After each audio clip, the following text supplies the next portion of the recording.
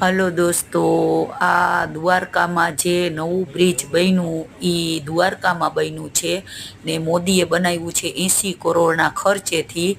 તો દ્વારકા કૃષ્ણની નગરીમાં બ્રિજ બનાવ્યું છે કે પબ્લિક ક્યાં ક્યાંથી ફરવા આવે છે ને બ્રિજ સ્પેશિયલ જોવા આવે છે.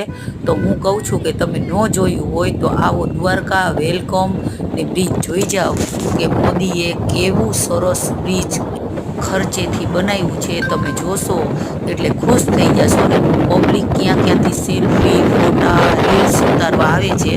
આ નજારો આખો અલગ જ છે દ્વારકા કૃષ્ણની નગરીમાં. Welcome to Dwarka.